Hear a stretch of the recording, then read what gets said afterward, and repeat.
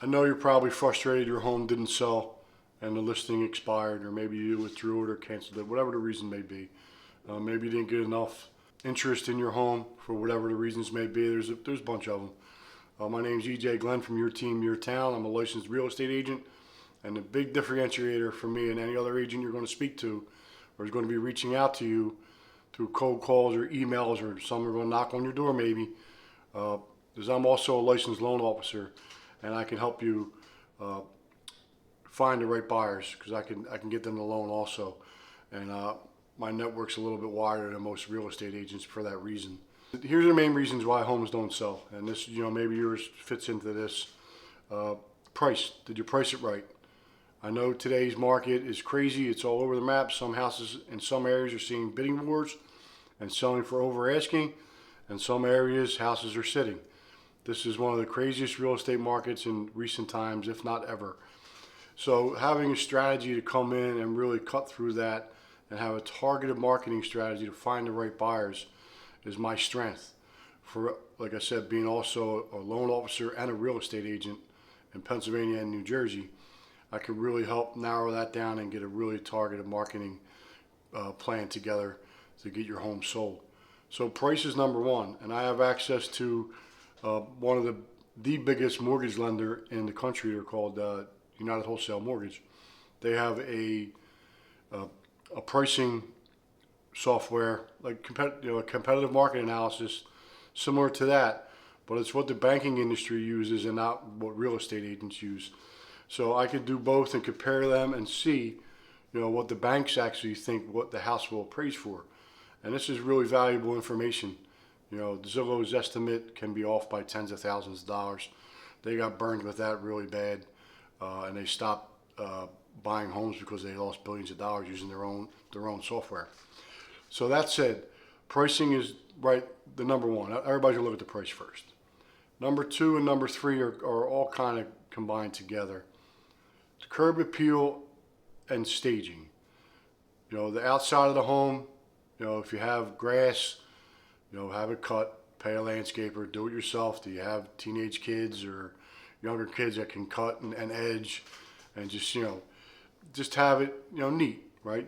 That's going to be the first impression. When someone walks up to your home, you want to have it neat and clean and presentable. You want to present your house in the best possible way, regardless of the condition. If it's, maybe a little older and hasn't been updated, none of that matters.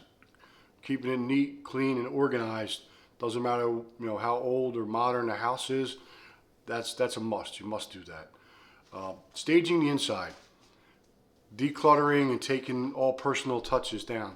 You can't take this as a personal attack or I don't want to take my kids' pictures off the refrigerator. Remember, this is a business transaction. You're trying to sell a home.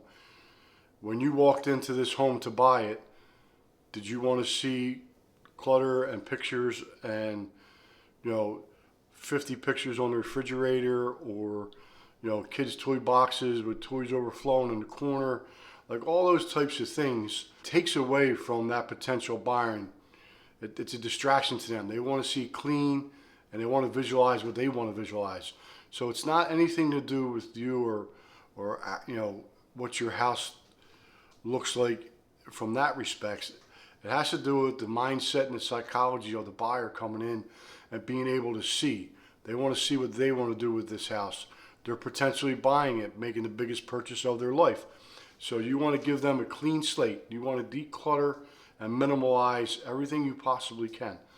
Stuff it all down in the basement. No one cares if there's a closet that's ready to burst. They're not looking in the closet. They want to see, the kitchen with, like I said, no clutter, not a ton of stuff on the countertops. Your dining room table, a bowl of fresh fruit on there, and just very clean and sleek. If you take some cues from like someone that's building a brand new home. When you go in there, or look at some pictures online, what do you see when you look at those pictures? I mean, sometimes they have like one couch and one table, and that's it, right? Why is that? Because they want people to see, okay, my couch can go here, my TV can go there, I like having the dining room table here or a breakfast nook or whatever it may be. You want them to stand there and take that all in and see themselves living in that home. So removing all your personal stuff is not anything to say we don't like your stuff or take it as a negative or take it personal. Like I said, you're trying to sell the home, so it's a business transaction. Put your home in the best light possible for that buyer. I mean, maybe you did that, or maybe you didn't. This is the advice that you need to know to get the home sold, right? That is the goal. The main goal is selling the home, and wherever it is you're moving to, these are the steps that get successful sales. And lastly, marketing, right? Marketing is obviously a big part of this. And with the craziness of the real estate market today, like I said earlier, some houses are still seeing bidding wars depending upon what part of the region that they're in, what county they're in. Some houses are just sitting, and even though they're in great neighborhoods, great school districts, some houses are just sitting. It's really a strange time in the real estate market right now, where interest rates are kind of stuck right now, and they're probably not going to move for a little bit. The Federal Reserve Chairman Jeremy Powell came out the other day and said there's going to be no rate cuts in March. So actually the stock market reacted, with rates probably going to tick up a little bit, which is not good for the buyers, right? I mean, the rates have jumped so fast, so high so fast, it's making it very difficult on the buyers. But marketing, right? You found this video here through a direct mail campaign. You clicked on a QR code and you got to this video. If you're still here watching this, this is the type of stuff that I do. I use this on social media. I use QR codes. I use AI. I use first-time home buyer seminars. So I have a well-rounded marketing effort that I put into selling your home. I educate real estate agents that may not understand some of the loan programs. If you have a buyer that may be interested and I talk to the other agent, I ask them, have you considered using this program? Does the lender that your buyer is working with offer, this incentive or that incentive? So I have the ability to educate all sides, being both a loan officer and a real estate agent. And that's really beneficial to you. And like I said, I really enjoy learning the new methods of marketing. A year ago, if you told me I'd be sending a one-page mailer to an Expire listing with a QR code and a video of myself introducing myself to you, I'd be like, what are you talking about? So I'm constantly learning and evolving and understanding how all this technology works in relation to getting homes sold and reaching out to people in a non-invasive way.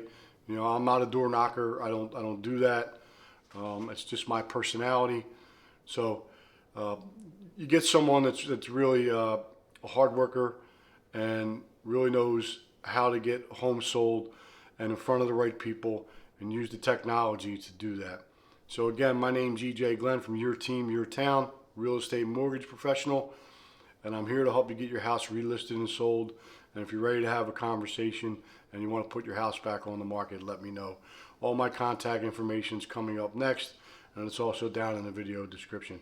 Thanks again, guys, and good luck. Any questions, give me a call.